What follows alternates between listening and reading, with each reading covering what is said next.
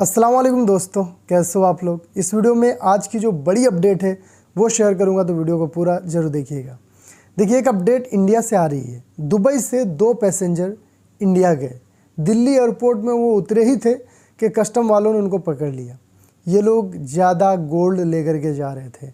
2.5 kilo करके सोना इनसे बरामद की गई। और ये लोग सोने को जो है अंडरवियर जो होता है चड्डी, उसमें छिपा करके लेके जा रहे थे। कई लोगों का ये मेंटालिटी रहता है कि काला चीज़ में अगर हम उसको लपेट के लेके जाएंगे तो कस्टम वालों को पता नहीं चलेगा, जो कि सरासर गलत है। उनको पता चल ही जाता है। तो जो लिमिट है, कस्टम जो रूल है, उतना ही आप लेके जाओ, चाहे कैश हो या गोल्ड हो। मेरे चैनल पर ऑलरेडी वीडियो पड़ा हुआ है, आप वो वीडियो को देख लेना कि कितना आप अरब देशों से सोना या फिर कैश लेके जा सकते हो। इंडिया कस्टम का क्या रूल है, सऊदी अरब कस्टम का क्या रूल है। इसके बाद एक खबर यूएई से आ रही है। वहाँ पे एक मेड ने, जो खदामा है, कहा जा रहा है वो एशियन खदामा थी। एशिया में कई सारे कंट्री है, तो एशिया का कोई भी कंट्री से वो हो सकती है, चाहे इंडिया, बांग्लादेश, पाकिस्तान हो, श्रीलंका हो, वहीं की वो हो सकती है। वो जो है घर में खदामा का काम करती थी, और उस घर का जो ओनर था, उनका लैपटॉप, ज्वेलरी, गोल्ड का घड़ी, कंप्यूटर, ये सबको चोरी करने के बाद गुप्त तरीके से अपने देश में कोरियर करने का कोशिश की। अब जो मकान मालिक थे, उन्होंने तहकीकात करना शुरू किया कि भाई आखिर सामान गए कहाँ पे। उन्होंने पुलिस में रिपोर्ट कराई, फिर ये मामला चला गया कोर्ट में। फिर बाद में जब इन्वेस्टिगेशन हुआ तो पता चला कि उनका जो खदामा है वही इन्वॉल्व है, उसी ने चोरी किया है। फिर उनको 6 महीने की जेल की सज़ा हुई और 2000 दरहम का जुर्माना भी लगा। अब वो खदामा 6 महीना का सज़ा काटने के बाद लाइफ टाइम के लिए बैन हो जाएगी, यूएई कभी नहीं जा सकती है, और उनको डिपोर्ट कर दिया जाएगा। तो देखिए, यहाँ पे मैं एक ही चीज़ सजेस्ट करूँगा, जितने भी मेरे भाई अरब देशों में काम कर रहे हो, चोरी चमारी ये सब चीज़ इतना कॉमन नहीं है यहाँ पे। ये बहुत बड़ा क्राइम है। ऐसे भी कहा जाता है कि हराम का चीज़ जो है वो हराम ही होता है। उसको जब तक आप यूज़ करोगे, आपकी औलादें यूज़ करेंगी, तो आपको उसका गुनाह मिलता रहेगा। तो ये गलत चीज़ों में कभी भी अपने आप को इन्वॉल्व मत कीजिए। इसके बाद एक खबर रियाद से आ रही है। देखिए, रियाद पुलिस ने 3 गैर मुल्की लोगों को गिरफ्तार किया है, जिसमें एक औरत भी शामिल थी। और उस औरत का कहने पे ही इन लोगों ने एक फ्लैट से कुछ चीज़ों को चोरी करा था। फिर बाद में जब पुलिस को पता चला, ये तीनों को गिरफ्तार कर लिया गया। इसके बाद एक खबर आ रही है हरामैन ट्रेन से जुड़ा हुआ। हरामैन ट्रेन का एक छोटा मोटा एक्सीडेंट हो गया। ये जो एक्सीडेंट हुआ, ये जद्दा का फाटक में हुआ, जहाँ पे कुछ लोग रेलवे का ट्रैक में आ गए थे, जिसके वजह से ये एक्सीडेंट हुआ, जिसमें 2 लोग घायल बताए जा रहे हैं। किसी का भी डेथ का खबर नहीं है। इसके बाद एक खबर सेहाती एप्लीकेशन से जुड़ा हुआ है।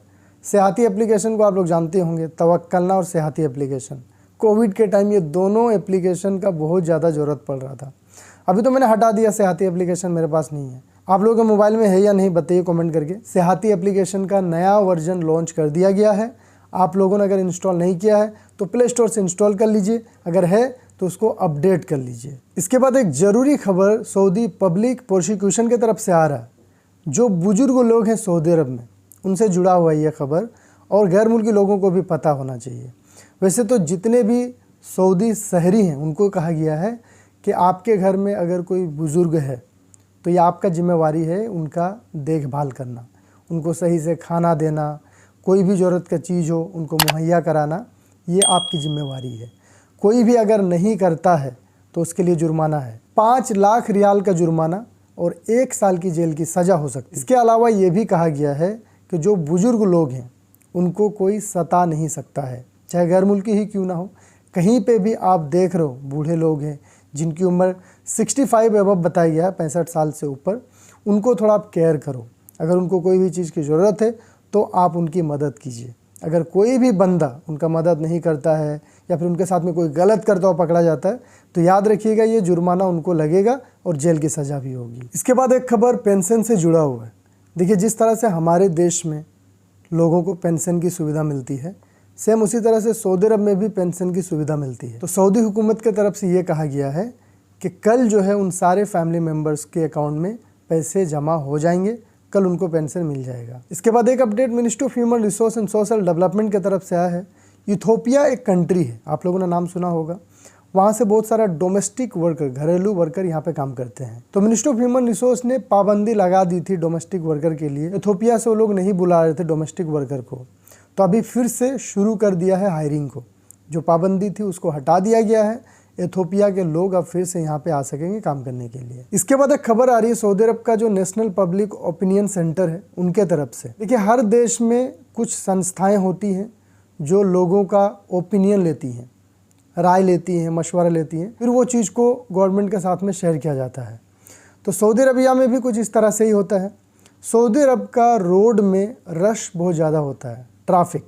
इसको कैसे कंट्रोल किया जाए, इसको लेके फ़िलहाल चर्चाएं चल रही है, जिसमें आप लोगों ने सुना होगा एक बात ये भी उठ रहा है कि हो सकता है जो लोग काम करते हैं उनके लिए सप्ताह में 4 दिन ही काम हो, बाकी 3 दिन छुट्टी हो, या फिर 5 दिन काम हो, 2 दिन का छुट्टी हो। तो ठीक इसी तरह से जो स्कूल चल रहा, अब देखते होंगे स्कूल का और ऑफिस का टाइमिंग लगभग सऊदी अरब में सेम है। मैं तो दमाम में रहता हूँ, तो मैं देखता हूँ 7 बजे हमारी ड्यूटी स्टार्ट होती है। जब हम लोग जाते हैं उस समय स्कूल का बस भी जाता है। तो ओपिनियन पोल वालों ने 2 सर्वे किया।